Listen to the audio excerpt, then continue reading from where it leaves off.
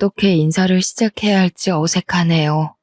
항상 사연을 듣기만 하다가 이렇게 글로 적어보게 되니 이상한 기분도 들고요. 안녕하세요 하고 인사로 이야기를 시작하면 될까요? 간단하게 제 소개를 드리겠습니다. 저는 40대 후반을 달려가는 아이 엄마입니다. 우리 아버지께서 나이 40 중반에 얻으신 아주 귀한 딸이나 다름없죠. 늦둥이 중에서도 아주 늦은 늦둥이라 저에게 언니 하나 오빠 하나 있는데 둘 다 20살 이상 차이가 납니다. 저희 아버지는 국가유공자이십니다. 엄청나게 어린 나이에 6.25 전쟁을 겪으시고 당시 징병 나이가 아님에도 불구하고 국군을 도와 국가를 위해 싸우셨다고 하셨습니다. 자세한 사정은 모르지만 나라를 위해 응당해야 할 일을 하셨다며 다리에 입은 총상을 아주 자랑스럽게 생각하셨습니다. 그 덕에 국가유공자로 인정을 받으셨죠. 전쟁통이 끝나고 언니와 오빠를 낳아 키우면서 안 해본 일이 없을 정도로 고되게 사셨다고 했습니다. 살림살이가 좋아지고 여유라는 것이 생겼을 때 덜컥 제가 들어섰는데 얼마나 복덩이 같았는지 어머니 몸에 무리가 갈 걸 아시면서도 저를 꼭 낳자고 하셨다네요. 극진한 가족들의 보살핌 아래에서 저는 무사히 태어났고 나이 차이가 많이 나는 오빠와 언니에게 둘러싸여 사랑만 받고 자랐다고 했습니다. 아무튼 제가 나이를 먹어 시집을 갈 나이가 되었을 때 아버지께서는 저에게 국가유공자에게 지급되는 영구 임대주택을 넘겨주셨습니다. 자식들까지 50년은 살 수 있는 제도가 있었기 때문에 적은 보증금으로 널따란 집에 살 수 있게 되었습니다. 그때 이미 오빠와 언니는 노후 준비를 시작하는 단계였기 때문에 막내딸인 저에게 임대주택을 해주시는 부분에 있어서 전혀 거부감이 없었습니다. 오히려 우리 막내가 집 걱정 없이 편안하게 살 수 있어 다행이라고 좋아하셨어요. 그렇게 제 결혼이 몇 년 지나지 않아 행복하게만 살아달라는 아버지의 유언을 끝으로 아버지는 제 곁을 떠나셨습니다.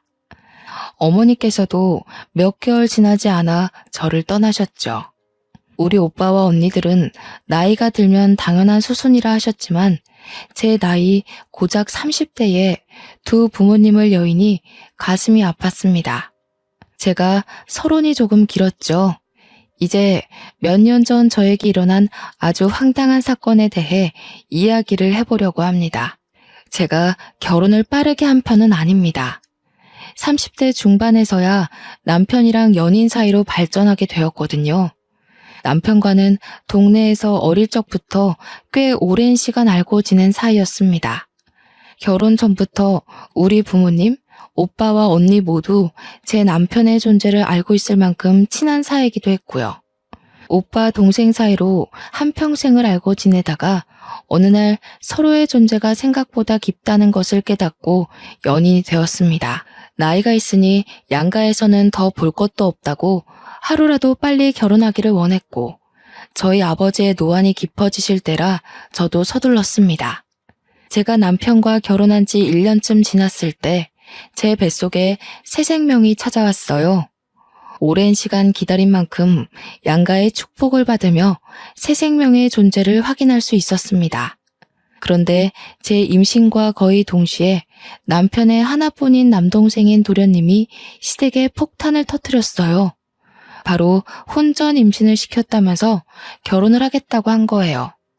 시부모님은 너무나도 당황스러워 하셨습니다. 물론 도련님 또한 결혼할 나이가 되긴 했지만 개혼한 지 1년 만에 혼전 임신을 했다며 빨리 결혼을 해야겠다고 재촉하는 도련님을 보고 어이가 없으셨겠죠. 결혼식에 한두 푼 들어가는 게 아니잖아요. 게다가 도련님이 그간 누구보다 성실하게 살아왔던 터라 속도 위반을 했다는 사실 자체가 충격적이었던 것 같아요. 도련님이 결혼을 하겠다고 하니 시부모의 근심을 늘어놨죠. 저희가 결혼하면서 돈이 꽤 들어갔는데 노후 준비도 제대로 시작하지 못한 시댁에서 둘째 아들에게 바로 또 돈이 들어가야 한다고 하니 결국 도련님에게는 제대로 된 지원을 해주지 못했습니다. 우리야 집을 친정아버지 덕에 좋은 조건으로 들어왔지만 그 동네 자체가 집값이 엄청 비싼 동네는 아니었거든요. 주거 인구가 꽤 많고 아이들이 많이 사는 동네였어요. 약간 신혼부부들이 주거하기 좋은 동네라고나 할까요? 학원이나 학교도 잘 되어 있고 주변 인프라도 괜찮은 편에 속하지만 도로 교통은 조금 애매한 그런 동네요. 버스나 지하철을 타려면 최소 15분은 걸어야 하는 애매한 동네라 집값이 잘 오르진 않았습니다. 그래서 그런지 도련님도 저희 동네를 주시하는 것 같더라고요. 저한테 근근히 좋은 집 없냐고 물어보기도 했고요. 하지만 시댁에서는 그만큼의 여유조차 없었기에 저는 어떻게 대답을 해야 할지 애매했습니다. 결국 도련님네는 원룸에서 신혼생활을 시작하게 되었어요. 자세한 사정은 모르지만 동선에도 지원을 해줄 상황이 못 된다고 하네요. 시댁에서 어찌어찌 결혼 준비부터 집까지 알아서 하라며 딱 8천만 원 지원해 주신 걸로 알고 있는데 그 돈으로 결혼식 올리고 원룸에서 월세살이 하는 걸 보면 동선의 친정의 지원은 하나도 못 받은 거나 마찬가지겠죠. 저는 남편과 함께 가까운 동남아로 태교여행도 다녀오고 아이를 출산하기 위한 준비를 열심히 했습니다. 임산부를 위한 요가 수업도 다니고 태교 꽃꽂이도 배우면서요. 남편은 은근슬쩍 도련님을 도와주고 싶어 했지만 남편이 그렇게 돈을 많이 벌어오진 못했어요. 제가 태교에 집중할 수 있었던 건 오롯이 친정의 도움이었습니다. 우리 오빠와 언니 모두 대단한 부자거든요. 형부가 IT 기업 대표로 있고 20살 많은 오빠는 대기업 임원이시고요. 막내가 임신했다고 하니 손 하나 까딱하지 말라며 몸에 좋다는 건 물론이고 아이를 위한 태교까지 책임을 져주셨습니다. 그렇게 호화로운 임신 생활을 누리고 있는데 동선에는 원룸에서 생활하며 전전긍긍하니까 동서가 얼마나 저를 질투했겠어요. 아무튼 동서의 배가 불러오자 원룸 생활을 더 이상 이어갈 수 없겠다고 생각했는지 우리 동네로 이사 오고 싶다고 딱 이야기하더군요. 그러면서 집값을 막 물어보는데 아무리 동네 교통이 불편해서 집값이 안 오른다고 해도 서울 집값 잘 아시잖아요. 게다가 제가 살고 있는 아파트는 대단지라서 꽤 값이 나갔어요. 평수도 38평으로 꽤 컸거든요. 도련님이 가진 돈으로는 택도 없어서 저는 눈을 좀 낮추시라고 빌라를 소개해드렸습니다. 좀 노후되긴 했지만 방 2개에 거실이 꽤 잘 빠져서 아이를 키우면서 편할 것 같았어요. 어차피 돈 모을 거 생각하면 빌라 전세도 나쁜 선택은 아니었으니까요. 시부와 남편이 몰래 돈을 조금 더 보태주겠다고 했고요. 그런데 동서가 저한테 엄청나게 비아냥거리는 겁니다. 형님은 아파트 살면서 우리는 빌라에 살아라 이거예요? 동서, 내가 언제 아파트와 빌라 비교해가면서 너네는 빌라에나 살아라 했어. 아니, 우리도 아파트 살고 싶은데 지금 빌라만 추천해 주시잖아요. 그것도 엄청 오래돼서 녹물 나올 것 같은 그런 곳만요. 동선의 사정 생각해서 얼추 부담 안 가는 곳으로 알아본 거야. 나도 만삭인데 이거 알아보러 돌아다닌다고 배 땡기고 다리 붓고 그랬는데 너무한 거 아니야? 적당한 운동을 하셔야 애도 잘 나오죠. 형님 매번 앉아서 하는 꽃꽂이 같은 거만 하시던데 그거 다 사치예요. 우리 언니가 시켜준 태교인데 왜 지가 나서서 사치 부린다고 하는지 이해가 안 갔습니다. 그냥 제가 하는 모든 일이 눈꼴 싫어서 트집을 잡고 싶어 하는 걸로만 보였어요. 저는 한숨을 푹 내쉬면서 동서가 이해할 수 있도록 설명을 다시 해주었어요. 동서, 대출을 많이 받아봐야 도련님 혼자 감당 못하니까 하는 소리지. 그 빌라 내부 봤어? 생각보다 넓어서 괜찮을 거야. 가진 금액 생각해서 이사를 해야 할 거 아니야. 말 나온 김에 형님네 부부 모아둔 돈 있으면 좀 빌려주세요. 가족끼리 어려울 때 서로 돕고 그래야 하죠. 남편이 분명 몰래 도련님을 도와준 걸로 알고 있었는데도 저렇게 뻔뻔하게 나오니까 짜증이 나더라고요. 같은 임산부라 험한 말하기도 싫고 최대한 감정을 배려해주고 싶었는데 마치 우리 남편이 돈 빌려준 걸 모르는 것처럼 저렇게 나오니까요. 저는 입을 꾹 다물었어요. 솔직히 아이를 키우기 위해 예전부터 들어놨던 적금도 있고 여윳돈을 좀 마련해주긴 했지만 그건 아이한테 쓰려고 한 돈이니까요. 도련님네 도와주려고 허리띠 졸라매고 모은 돈은 아니잖아요. 우리도 집에 들어갈 만큼 큰 여윳돈은 없지. 그럼 형님, 아파트 담보대출 안 돼요? 들어보니까 아주버님이 평생 사는 집이라고 하시던데. 그럼 자가라는 이야기잖아요. 저도 아파트 살고 싶단 말이에요. 형님네 아파트 상가도 엄청 잘 되어 있고 놀이터도 좋던데. 솔직히 저희 아파트가 대단지라서 상가에 있을 건 다 있고 놀이터도 한두 개가 아니라 각 동을 마주보고 있는 사이마다 있었거든요. 평생 살 집이라고 하니 임대 아파트라고 생각은 못하고 저희 명의 아파트인 줄 알았나 봐요. 동서는 그때부터 아이처럼 조르듯이 저한테 대출 좀 받아주세요. 아파트 살고 싶어요. 하면서 땡깡을 부렸어요. 막말로 제 친동생도 아니고 저한테 살갑게 굴었던 사람도 아닌데 저렇게 때만 쓰니까 더 꼴보기 싫더라고요. 동서, 그러면 공공임대주택 같은 거 한번 알아봐봐. 요즘 신혼부부 대상으로 많이 공급도 하고 있고. 뭐라고요? 임대주택? 그거 기초생활수급자들이나 가는 그런 데 아니에요? 거지도 아니고 어떻게 그런 곳에 살아요? 그게 무슨 소리야.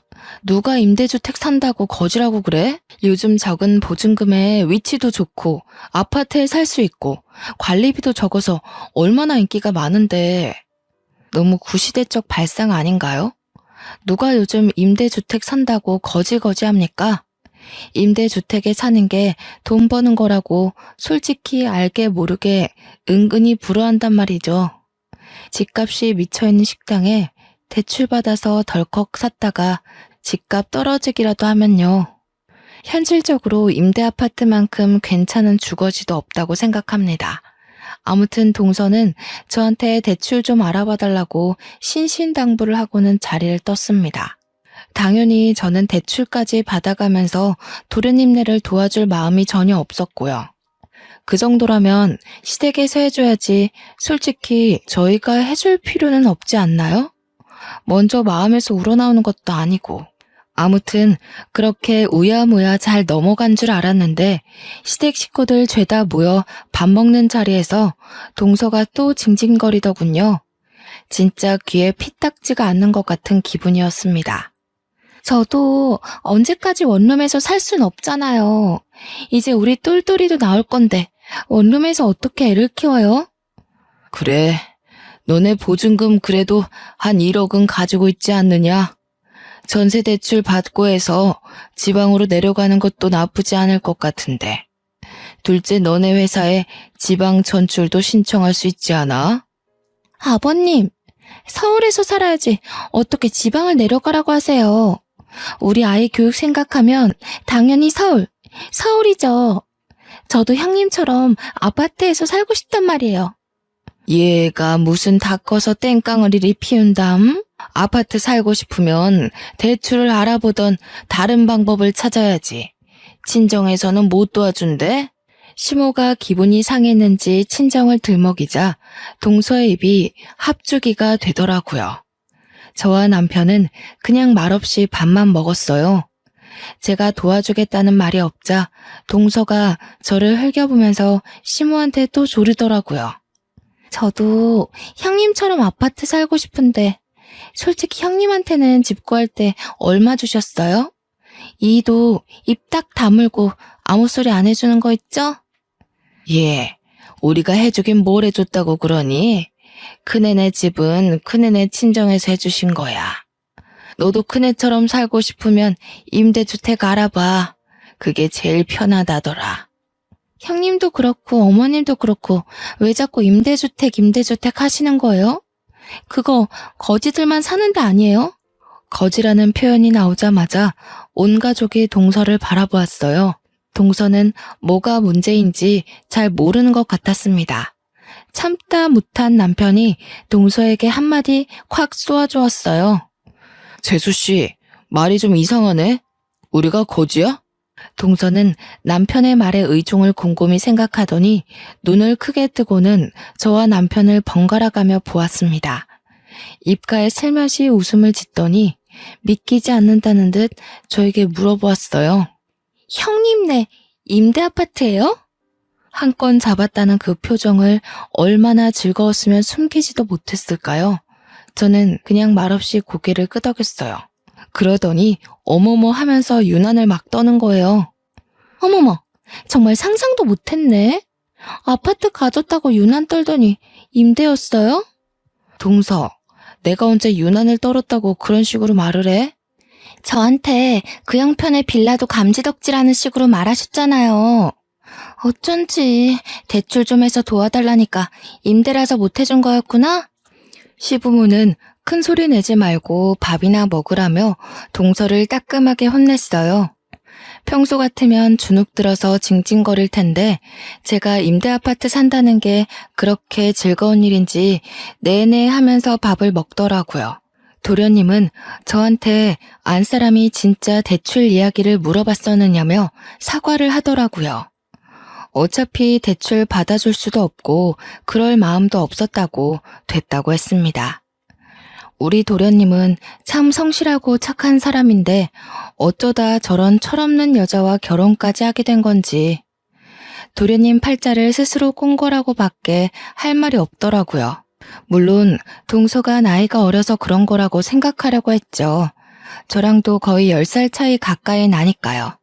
그런데 날이 가면 갈수록 나이가 어려서 철이 없다 뿐만 아니라 원래 성격이 베베 꼬이고 남 깎아내리기 좋아하는 것 같더라고요. 아무튼 어찌 더 마련한 건지 결국 동서는 우리 동네 빌라로 이사를 오게 되었어요. 빌라는 싫다 더럽다 하더니 돈에 맞춰 살아야지 어쩌겠어요. 이사 준비까지 다 마치고 한 동네 살면서 저는 동서를 은근 피해 다녔습니다. 동서를 길에서 만나면 골치가 아플 것 같았거든요. 둘 다 만삭이니 출산 시기가 비슷했어요. 그런데 동서가 먼저 진통이 오기 시작한 거예요. 저는 시댁 식구들과 함께 병원에 가서 태어난 조카를 보게 되었죠. 똘똘이라고 하더니 정말 똘똘하게 생긴 조카가 누워있더라고요. 우렁차게 오는 것까지 너무너무 귀여웠어요.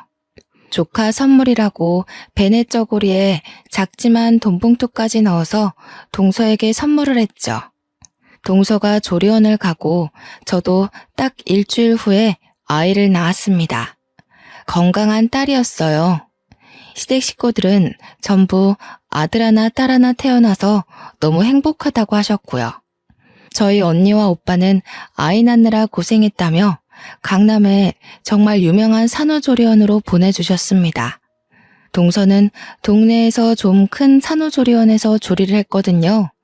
그런데 제가 강남에 있는 산후조리원에 간 그것조차 질투가 나는지 조리원을 퇴소해서 아이와 함께 집에 돌아와서도 내내 비교를 해가며 궁시렁거렸습니다. 시댁에서 차별해서 조리원을 보내준 것도 아니고 저는 친정에서 해준 건데도 불구하고 그렇게 미운 소리만 하더군요. 거기다가 저는 조카 태어났다고 선물도 했는데 받아가 놓고 저한테는 아무것도 돌려주지 않더라고요. 형님은 좋겠네요. 연예인들이나 간다는 산후조리원에서 실컷 쉬셨으니까. 조리원이 다 똑같지 뭐. 동서도 잘 쉬었을 거 아니야. 방이 얼마나 좁던지 불편해 죽는 줄 알았다니까요. 계속해서 저를 만날 때마다 볼멘 소리를 하는데 저라고 그 만남이 즐겁겠어요? 피곤하기만 했어요. 저는 아이 핑계를 대고 동서가 만나자고 할 때마다 피해 다니기 일쑤였습니다. 그렇게 수개월이 지나고 아이가 20개월이 되었을 무렵 임신하자마자 대기를 해놨던 어린이집에서 연락이 왔어요. 자리가 비었다고 입소할 거냐고 묻더라고요. 저는 프리랜서로 웹디자인 일을 하고 있었는데 형부네 회사에 이름을 올려놓았던 터라 맞벌이 가구로 되어 있었거든요. 서울에서는 맞벌이여도 어린이집 입소가 하늘의 별 따기라서 임신하자마자 대기도 올려두었던 덕분이었죠. 자리가 났다고 하니 아이의 사회성 기르는 데에 어린이집만큼 좋은 것도 없다고 해서 어린이집에 보내기로 했습니다. 시댁 식구들 모두 모여 식사를 하는 자리에서 남편이 운 좋게 자리가 나서 어린이집에 보내기로 했다고 하니 동서가 또 말을 던지더라고요. 와, 형님은 운도 좋으시네요. 우리는 아직 대기 순위가 20번대인데 임대 아파트 살면 어린이집도 빨리 들어갈 수 있어요?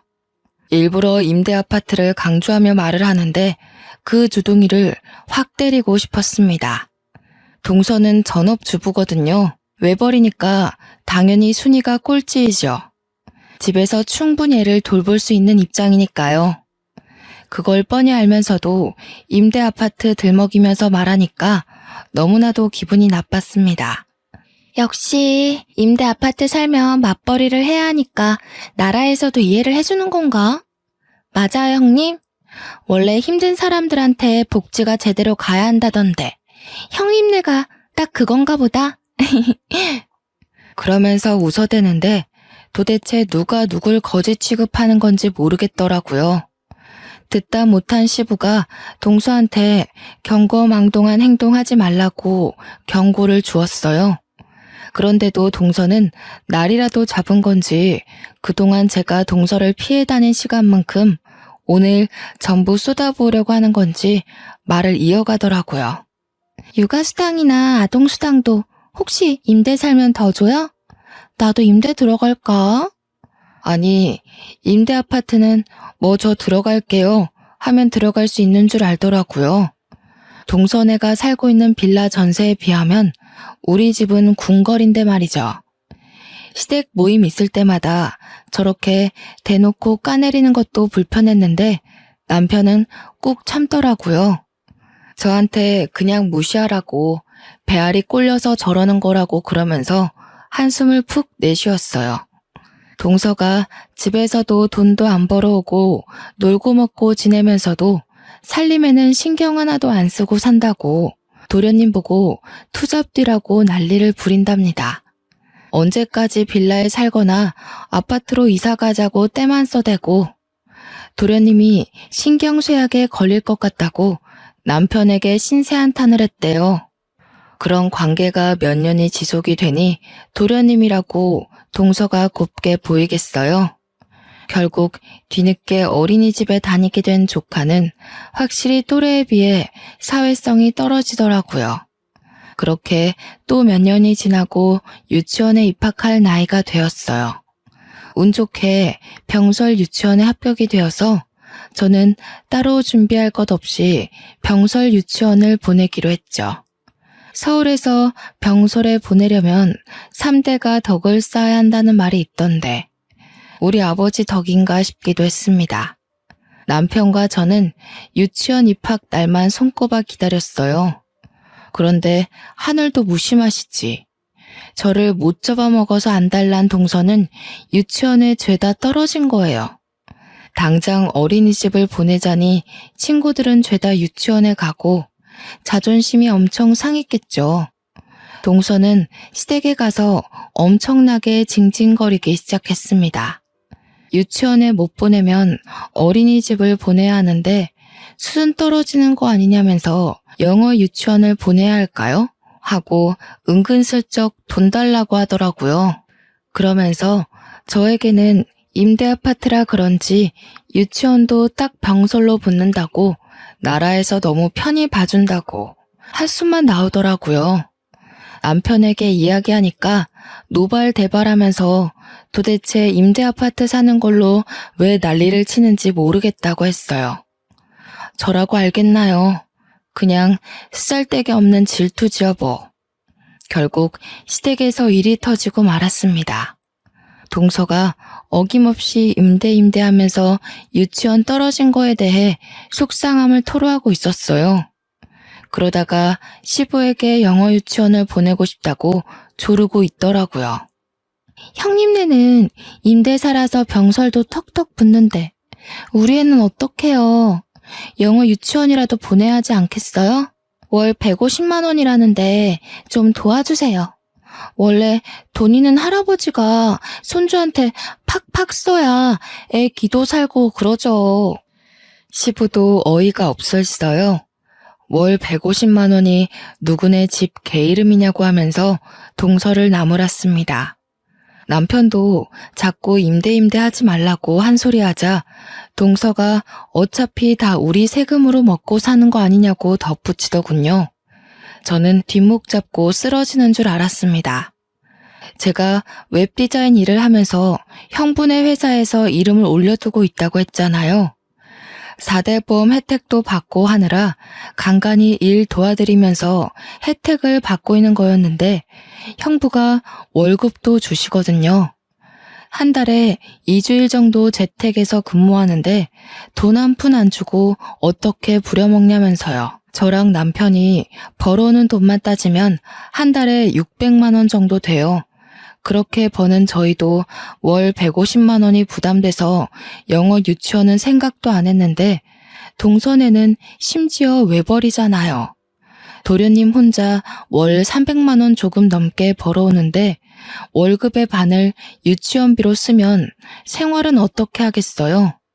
철이 없어도 저렇게까지 없을 수 있나 싶어 그냥 모르쇠로 일관했습니다. 그렇게 또 뜸하게 지내며 저를 시기 질투하는 동서를 가뿐히 무시해주면서 지냈어요. 동네에서 자주 마주치긴 하지만 그냥 인사 정도만 하고 제가 일이 바쁘다며 몇 번 피하고 지냈죠. 그러다가 초등학교에 입학을 하게 되었는데 아무래도 같은 동네에 살다 보니 같은 초등학교에 조카가 배정을 받았더라고요. 그것도 입학식 때 마주쳐서야 알았지 뭐예요? 저는 딸아이에게 조카와 함께 초등학교에 다니게 되었으니 잘 지내보라고 했어요. 어른들끼리 사이가 안 좋다고 해도 사촌지간까지 친하게 지내지 말라고 하는 것도 우스워서요. 학교를 보낸 지 한 3개월이 지났을까 아이가 점점 표정을 잃어가는 것 같았어요. 뭘 물어봐도 대꾸도 없고 학교 생활은 어떠니 하고 물어봐도 말을 안 하고요. 걱정이 되어서 담임 선생님이랑 상담도 해봤는데 교실에서는 아주 바르게 생활한다고 했어요. 저는 그래서 별 대수롭지 않게 생각하고 넘어갔습니다. 그렇게 여름방학이 지나고 2학기가 시작되었어요. 딸아이는 학교 가는 걸 무척 싫어했는데 저도 어릴 때 학교 가는 걸 싫어했던 터라 누구나 다 똑같은 마음이라고 달래서 학교에 보냈습니다. 그날은 우리 집에 오빠와 언니가 놀러 오기로 한 날이었어요. 오빠는 퇴근하고 놀러 오기로 했고 언니는 막내가 집에서 대접한답시고 일이라도 할까봐 도와주겠다고 일찌감치 집으로 왔습니다.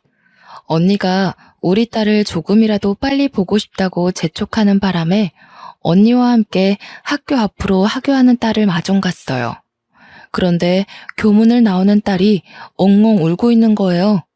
저는 어디 다쳤나 싶어서 놀래서 딸에게 달려갔습니다.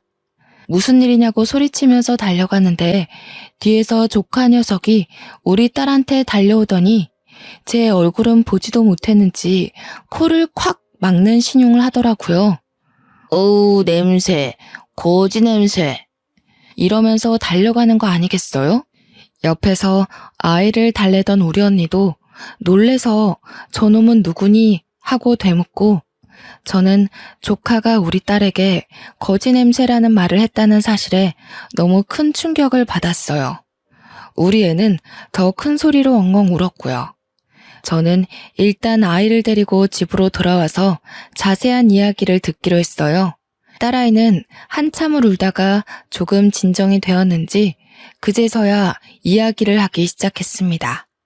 조카는 같은 반도 아니고 옆반인데 자꾸 쉬는 시간마다 자기한테 와서는 기생수라고 놀린다는 겁니다. 처음에는 기생수가 뭔지 몰라서 그게 뭐냐고 채근을 했어요.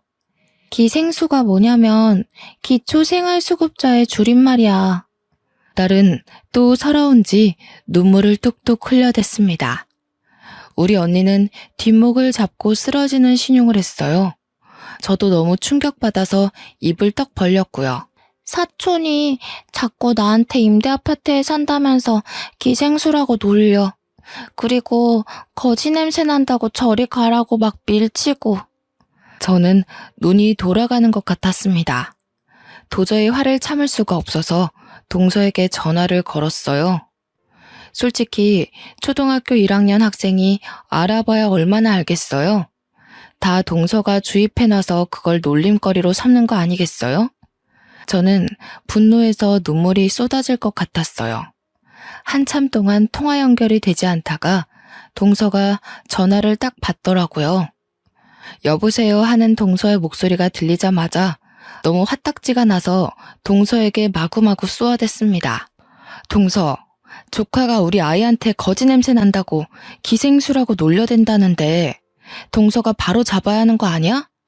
어떻게 초등학교 1학년밖에 안 된 애가 그런 소리를 하고 다녀? 기생수요? 기생수가 뭐야? 아, 기초생활수급자? 형님, 그거 다 애들 장난이잖아요. 뭘 그렇게 예민하게 굴어요?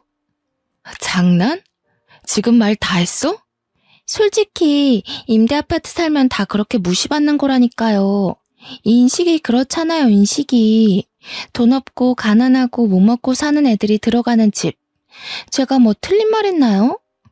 동서, 어떻게 엄마라는 사람이 그런 식으로 편을 가르고 말을 할 수가 있어? 애들은 장난으로 그러는 거겠죠. 저 바빠서 그럼 끊을게요. 동서는 끝까지 깔깔 웃어댔어요. 옆에서 통화를 듣던 언니가 콧김을 씩씩 뿜으면서 주먹을 쥐고 있었습니다. 우리 언니의 성격도 매우 불같거든요. 나이가 60대이지만 여전히 20살처럼 정정했어요. 그게 지금 그 맨날 임대 아파트로 노래 부른다는 동서지? 저는 언니를 향해 고개를 끄덕였습니다. 언니는 잠시 입을 다물고 곰곰이 생각하는 듯 하더니 집에 좀 다녀오겠다고 하더라고요. 저는 갑자기 집에 가는 길에 언니를 빤히 쳐다봤어요. 저에게 걱정하지 말고 있으라고 저녁에 오빠 올 때 다시 오겠다고 하면서 서둘러 나가더라고요.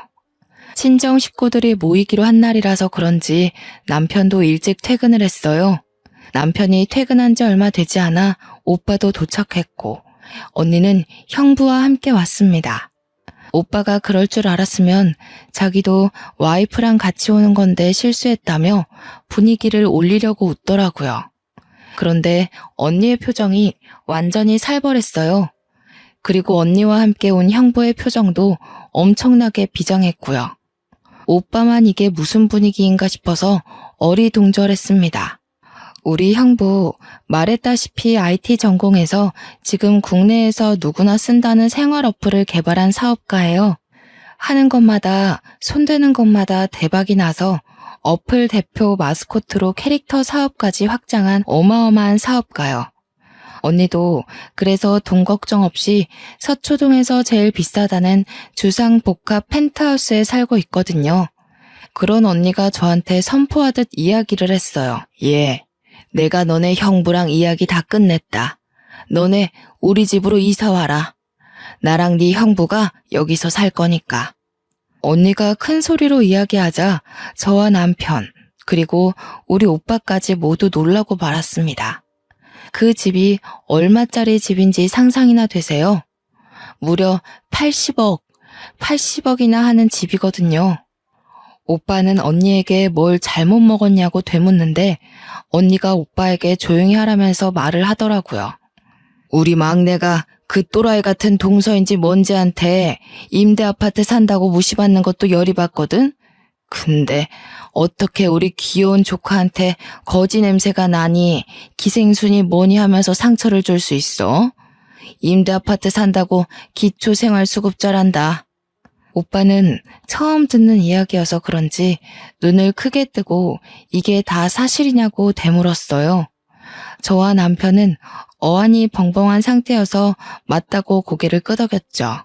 그러니 우리 오빠도 열이 머리끝까지 받았는지 당장 그 잡것을 불러내라고 난리도 아니었습니다.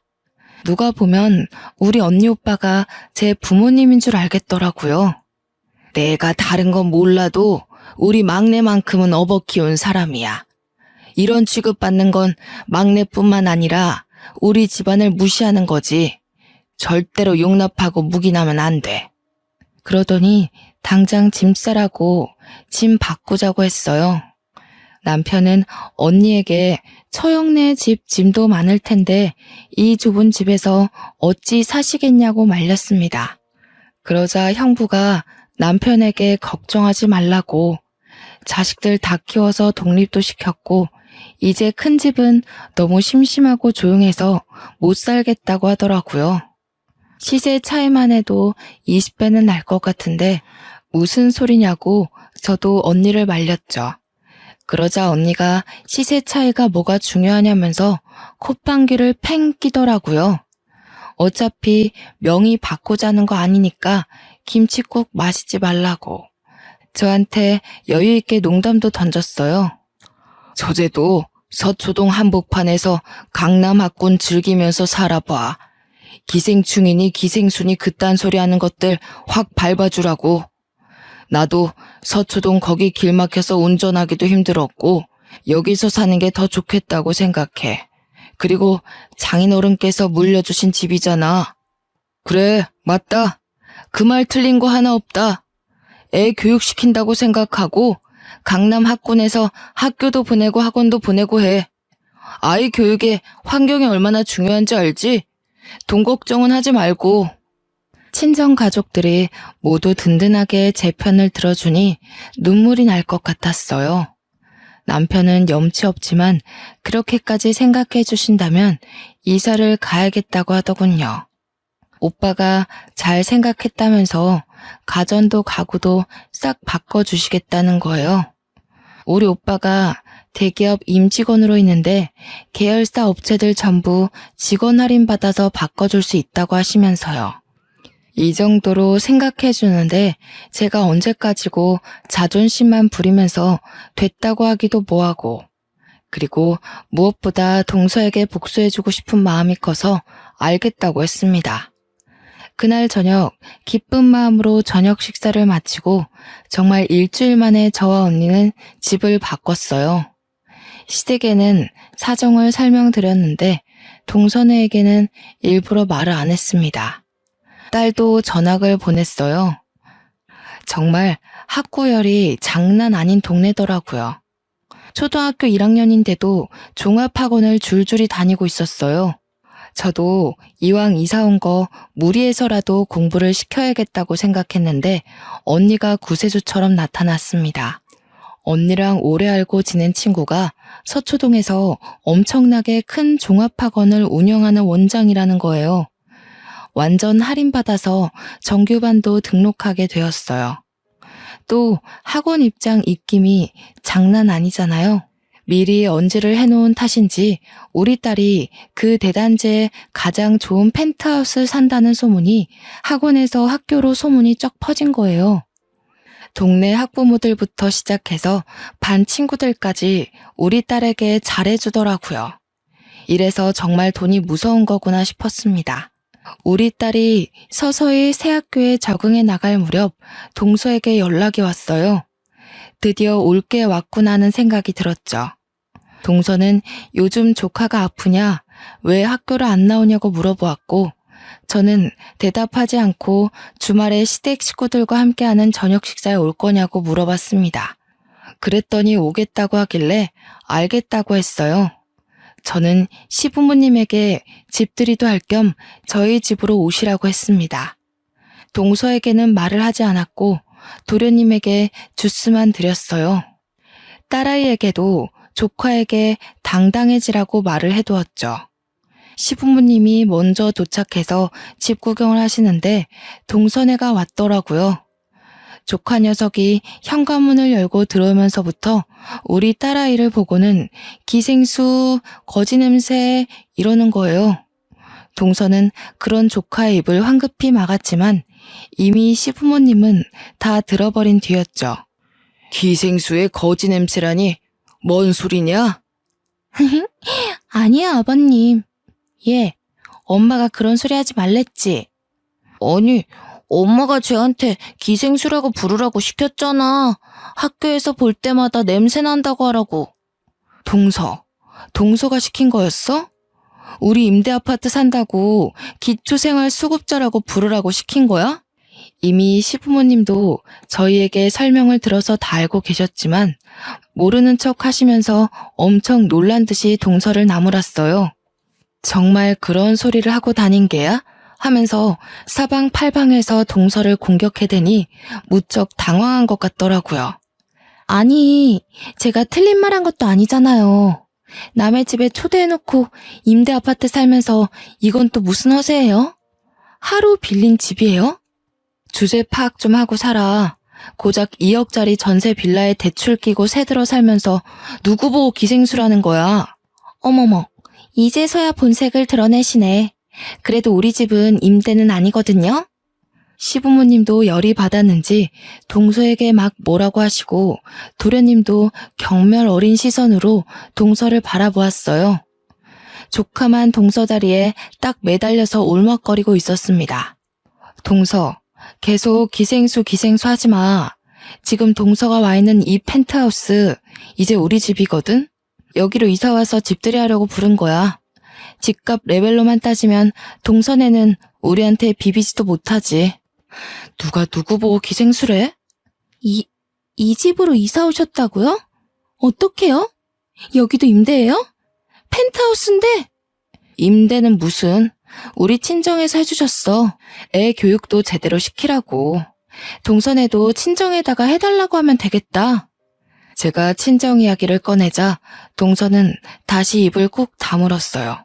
그러자 이때다 싶었는지 시모가 동서에게 진짜 첫째네한테 기생수라고 한 게 맞냐고 물으면서 너무 실망이라고 했습니다.